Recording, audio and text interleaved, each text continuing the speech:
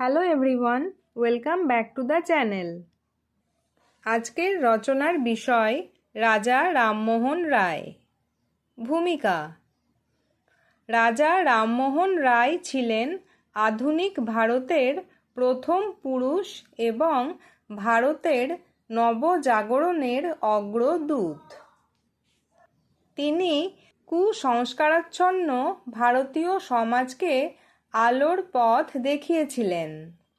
এজন্য তাকে আধুনিক ভারতের জনক বলা হয়।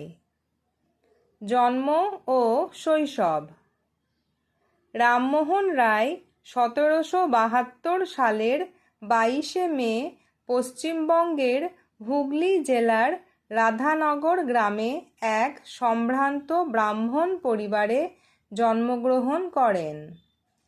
তার বাবার নাম রামকান্ত রায় এবং মায়ের নাম তারিণী দেবী।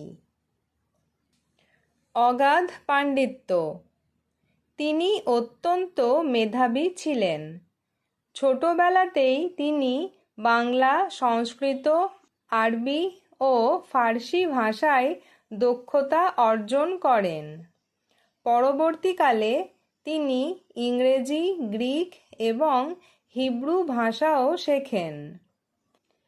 বিভিন্ন ধর্মগ্রন্থ পাঠ করে তিনি উপলব্ধি করেন যে ঈশ্বর এক।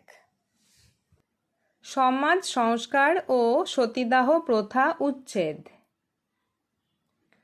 রামমোহন রায়ের শ্রেষ্ঠ কীর্তি হল অমানবিক সতীদাহ প্রথা বন্ধ করা। সেই সময় স্বামীর মৃত্যুর পর তার বিধবা স্ত্রীকে জ্যান্ত পুড়িয়ে মারা হতো। রামমোহন এর বিরুদ্ধে তীব্র আন্দোলন গড়ে তোলেন।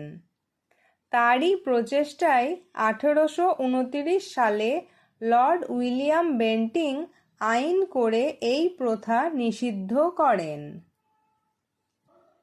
ধর্মীয় সংস্কার ও ব্রাহ্ম সমাজ: তিনি মূর্তি পূজার বিরোধী ছিলেন এবং একেশ্বরবাদে বিশ্বাস করতেন।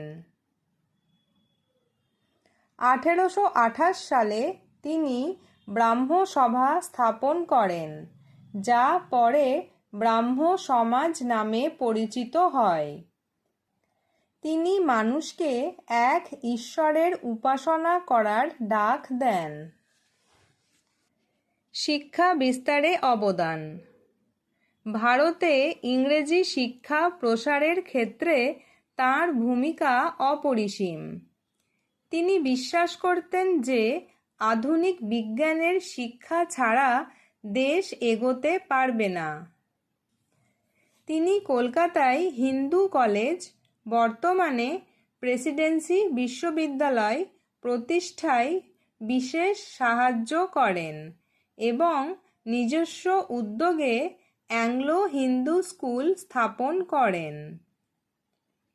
সংবাদপত্রের স্বাধীনতা: তিনি প্রথম ভারতীয় হিসেবে সংবাদপত্রের স্বাধীনতার পক্ষে সওয়াল করেছিলেন। তিনি সংবাদ কৌমুদি এবং মিরাত উল আখবর নামে দুটি সংবাদপত্র প্রকাশ করতেন। রাজা উপাধি ও মৃত্যু: মুঘল সম্রাট দ্বিতীয় আকবর তাঁকে রাজা উপাধি দিয়েছিলেন। 1833 সালের 27শে সেপ্টেম্বর ইংল্যান্ডের ব্রিস্টল শহরে এই মহান মনীষীর মৃত্যু হয়। উপসংহার: রাজা রামমোহন রায় কেবল একজন ব্যক্তি ছিলেন না, তিনি ছিলেন আধুনিক ভারতের নবজাগরণের প্রাণপুরুষ। তিনি ভারতীয় সমাজকে অন্ধকার থেকে আলোর পথে নিয়ে এসেছিলেন।